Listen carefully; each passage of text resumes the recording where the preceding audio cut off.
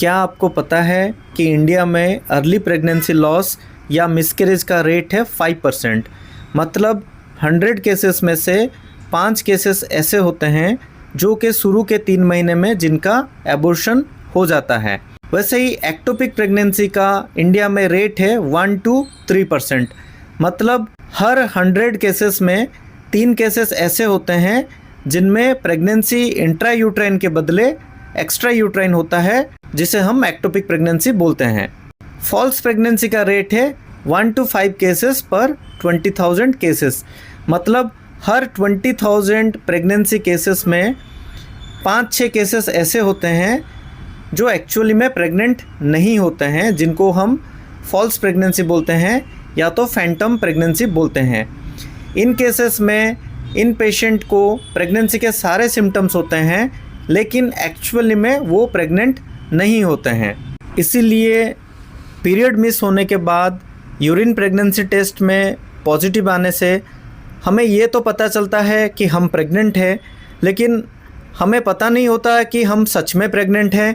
Pregnancy है तो फिर उसका लोकेशन कहाँ पे है, कहीं ये एक्टोपिक प्रेगनेंसी तो नहीं है, और अगर प्रेगनेंसी है तो ये सिंगल प्रेगनेंसी है, ट्विन प्रेगनेंसी है कि ट्रिपलेट प्रेगनेंसी है, ये भी हमें नहीं पता है। और इन सब चीज़ों का पता होना बहुत ज़रूरी होता है, और इन सब चीज़ों के बारे में हमें पता तभी चलेगा जब हम शुरू में अल्ट्रासाउंड करेंगे। So hello everyone, I am doctor Rajinikanth Mohanta, consultant gynaecologist. आज इस वीडियो में हम बात करेंगे अर्ली प्रेगनेंसी में स्कैन कब करना चाहिए और ये क्यों ज़रूरी है। Diagnosis of pregnancy and localisation of pregnancy. Early ultrasound में जब हमें जेस्टेशनल सैक, यॉक सैक और एम्ब्रियो दिखता है और कभी कभी फिटल हार्ट रेट भी अप्रिशिएट होता है, इससे हम कंफर्म हो जाते हैं कि प्रेगनेंसी है कि नहीं है। अल्ट्रासाउंड से हमें पता चल जाता है कि प्रेगनेंसी इंट्रायूट्राइन है कि ये यूट्रस के बाहर है। Checking the viability of the foetus. Ultrasound से जब हमें पता चलता है कि फिटस इंट्रायूट्राइन है और उसके कार्डियक एक्टिविटी अप्रिशिएट होता है, कभी कभी हार्ट रेट भी हम काउंट कर पाते हैं, ये एक इम्पोर्टेंट साइन है जिससे हमें पता चलता है कि प्रेगनेंसी नॉर्मली कंटिन्यू हो सकता है। जिन पेशेंट को अपने LMP डेट्स के बारे में ठीक से नहीं पता है, या तो फिर जो इनफर्टिलिटी ट्रीटमेंट के बाद प्रेग्नेंट हुए हैं, इन सब केसेस में एक्यूरेट डेटिंग होना ज़रूरी है। एक्यूरेट प्रेगनेंसी डेटिंग के लिए अर्ली स्कैन होना भी ज़रूरी है। अर्ली अल्ट्रासाउंड में जेस्टेशनल सैक के डायमीटर और CRL लेंथ से हम एक्यूरेटली प्रेगनेंसी डेटिंग कर सकते हैं, और इससे एक्सपेक्टेड डेट ऑफ डिलीवरी का भी परफेक्टली पता चलता है। कभी कभी एक से ज़्यादा फिटस भी होता है, इसीलिए ट्विन और ट्रिपलेट प्रेगनेंसी के डायग्नोसिस के लिए अर्ली स्कैन बहुत ज़रूरी होता है। इससे भी ज़्यादा ज़रूरी है ये जानना कि ये जो ट्विन प्रेगनेंसी है वो सेम सैक में है या तो फिर डिफरेंट सैक में है। दोनों फिटस एक ही प्लासेंटा को शेयर करते हैं कि इनके डिफरेंट प्लासेंटा है, क्योंकि ये आगे जाके प्रेगनेंसी आउटकम और उसके मैनेजमेंट में काफ़ी हेल्पफुल होता है। So to identify and diagnose multiple pregnancy we need to scan early.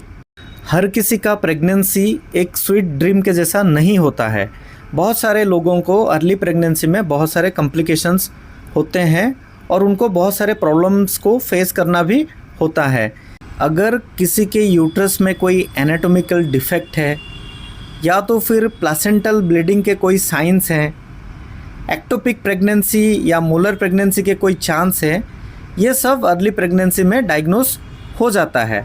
Problems के अर्ली डिटेक्शन से हमें ये फ़ायदा होता है कि इन सब चीज़ों का प्रॉपर मैनेजमेंट जल्दी शुरू हो सकता है।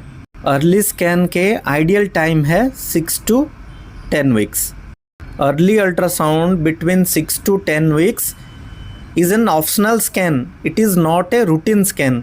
मतलब हर किसी को इसको करने की ज़रूरत नहीं है, लेकिन जिस केस में कुछ हाई रिस्क फैक्टर एसोसिएटेड होते हैं, जैसे कि किसी को ब्लीडिंग का कंप्लेन होता है, पेन होता है, बहुत सारे रिकरेंट प्रेगनेंसी लॉसेस हुए हैं, या तो फिर जो प्रेग्नेंट है फॉलोइंग इनफर्टिलिटी ट्रीटमेंट, इन सारे केसेस में आपको अर्ली स्कैन कर लेना चाहिए।